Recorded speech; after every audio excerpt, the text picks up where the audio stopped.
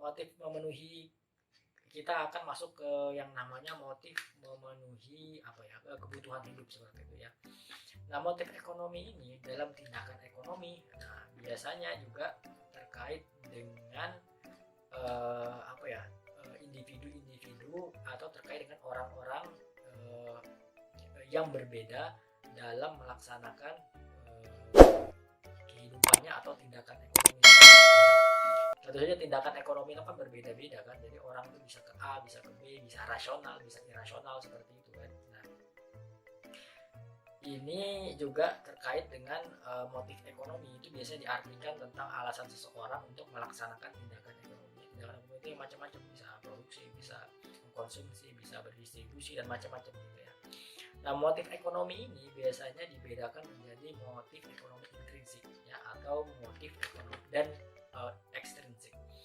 Nah, jadi ada motif ekonomi intrinsik, ada juga motif ekonomi ekstrinsik seperti itu ya. Motif ekonomi yang disebut dengan intrinsik itu adalah biasanya seseorang itu melakukan tindakan ekonomi atas kemauan atau keinginan sendiri. Jadi dari dalam hatinya, setelah dia menimbang, mengamati, terus dia mengambil keputusan bahwasanya saya harus mengambil keputusan ini. Jadi atas kemauan atau keinginannya sendiri. Nah, kalau ekstrinsik itu adalah sebaliknya. Jadi motif atau dorongan untuk melaksanakan tindakan ekonomi atas dorongan orang lain. Nah, seperti itu ya. Bahasa simpelnya sebenarnya gampang saja. Ntar kita misalnya motif ekonomi intrinsik dari dalam hati, misalnya teman-teman pengen bakso, ya sudah, teman-teman pengen bakso itu, pengen bakso A, misalnya kita pengen bakso A, karena teman-teman sudah melihat dari rasional, dari harganya segalanya, ini dari teman-teman pengen kesana untuk bakso A. Nah, tapi ternyata itu contoh dari motif ekonomi ekstrinsik seperti itu. Tapi ketika motif ekonomi tadi motif ekonomi intrinsik ya, jadi dari kemauan diri sendiri. Ketika pengen beli bakso atau sebagainya itu dari kemauan diri sendiri. Nah, motif ekonomi ekstrinsik itu sebaliknya, dari dorongan orang lain. Nah, tiba-tiba pas teman-teman mau beli bakso A, ternyata ada teman datang seperti itu ya. Terus teman ini bilang, ayo kita beli bakso yang B aja. Nah, ternyata ada motivasi dari orang lain, ada dorongan dari orang lain, ada motif dari orang lain yang mempengaruhi keinginan teman-teman yang tadinya pengen beli bakso A, ternyata setelah datang teman, jadi keputusan adalah membeli bakso B ya. Jadi diintervensi,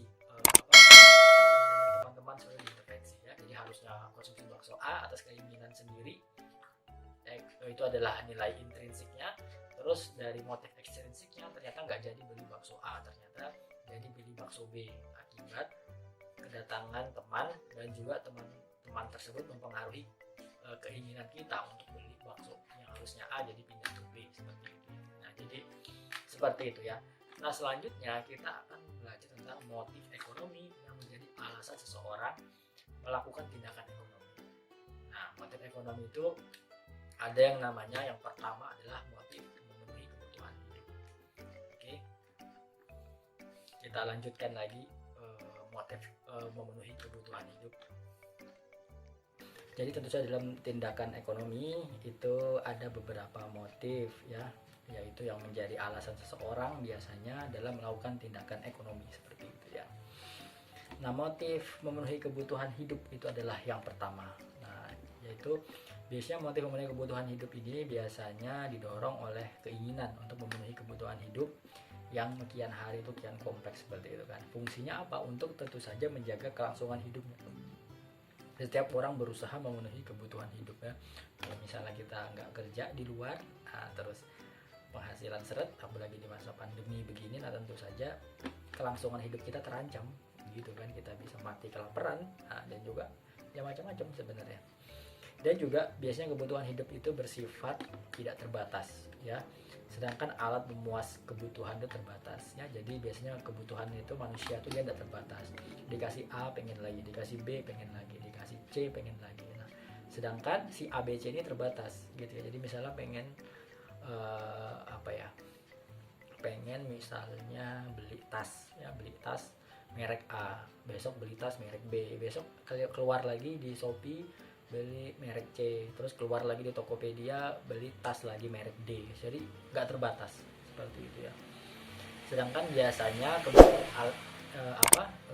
barang A, B, C, D tadi, barang tas tadi itu terbatas seperti itu kan. Makanya biasanya ada flash sale seperti itu. Jadi kalau ada flash sale rebutan gitu kan. Nah, oleh karena itu setiap orang biasanya itu memperoleh kepuasannya secara optimal dengan cara membuat perhitungan. Jadi dia mengkalkulasi kira-kira kalau aku menggunakan menggunakan ini aku untung atau enggak seperti itu kan. Misal aku beli tas ini aku untung atau enggak. Misalnya mungkin aku beli tas murah aja kan ya yang lebih menguntungkan ya. Nah, seperti itu. Jadi sebenarnya tergantung daripada motifnya. Kalau kita lihat tadi flashback di video-video sebelumnya, ada motif rasional, ada motif irasional seperti itu kan. Nah, misalnya saya ambil contoh ya tentang motif memenuhi kebutuhan hidup seperti itu. Misalnya ada seseorang yang bekerja untuk memperoleh uang, nah, seperti itu kan. Terus uangnya itu bisa dialokasikan untuk memenuhi kebutuhan sehari-hari. Nah, tentu saja kalau misalnya orang itu berpandangan bahwasanya uang itu sangat penting, dia tidak akan boros. Nah, sehingga uang tersebut bisa digunakan untuk kebutuhan sehari-hari. Nah, setelah terpenuhi kebutuhan sehari-hari baru sisanya itu bisa ditabung ya, atau diinvestasikan di tempat lain seperti itu, dan bisa digunakan juga untuk kebutuhan sehari-hari ke depannya seperti itu ya. Jadi itu motif yang pertama tentang motif memenuhi kebutuhan ya.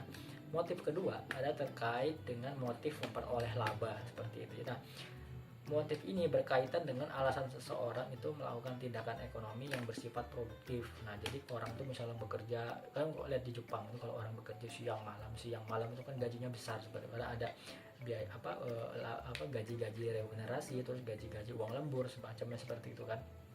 Nah, tentu saja itu harus diperhatikan lagi terkait dengan kesehatan dan sebagainya. Nah, jadi maksud kata produktif di sini sebenarnya jangan sampai waktu itu disia-siakan. Jadi kalau bisa menghasilkan pundi-pundi penghasilan, bisa menghasilkan pundi-pundi uang, tentu saja kita harus berusaha, dan juga dalam setiap jam itu harus produktif seperti itu ya.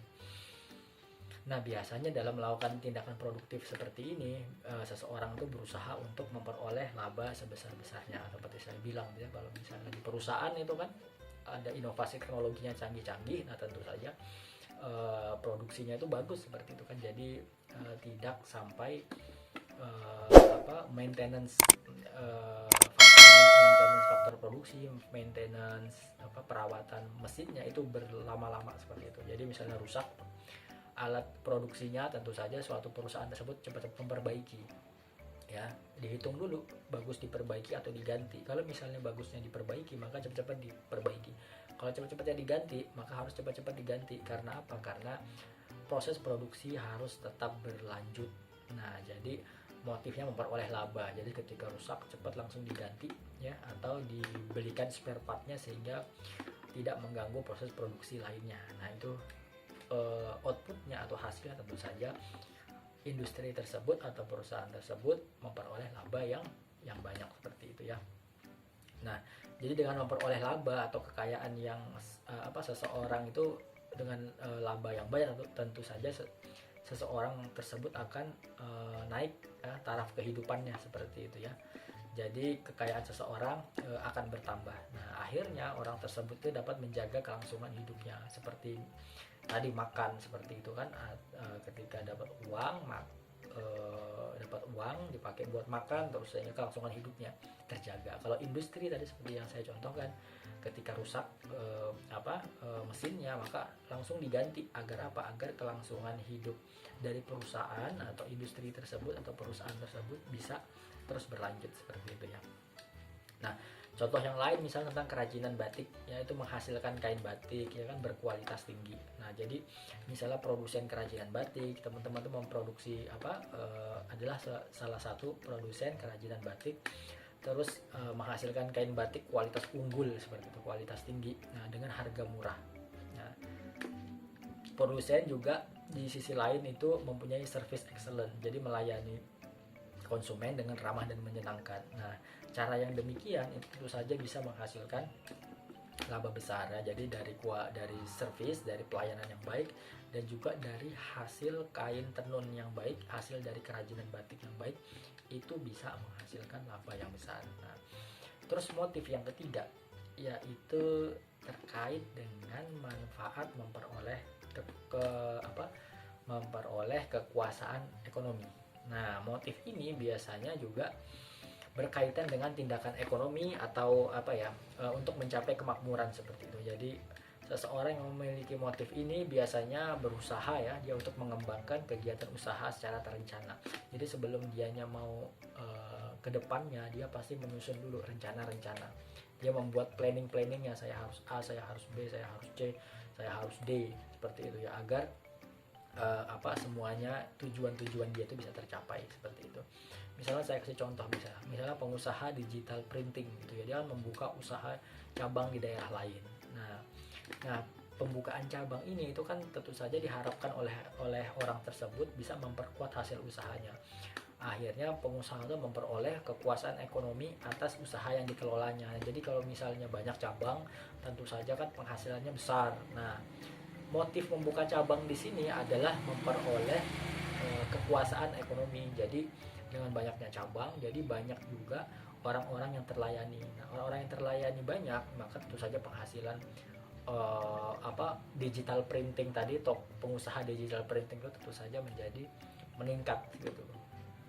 Jadi semakin banyak punya cabang dan itu berjalan dengan baik cabang-cabang tersebut, nah tentu saja pengusaha ini akan banyak dapat menghasilkan laba. Itu adalah motif kekuasaan ekonomi, motif pengen menguasai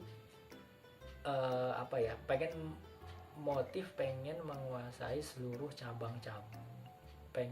menguasai seluruh cabang-cabang digital printing misalnya ya. Jadi di area-area tertentu, misalnya di kota A itu ada 5 digital printing, atau B ada 5 digital printing, jadi pengen dikuasai semua area bisnisnya gitu. Jadi itu artinya adalah motif kekuasaan ekonomi. Yang keempat yaitu terkait dengan motif mendapat penghargaan. Nah, motif mendapat penghargaan ini seperti apa? Yaitu keinginan seseorang itu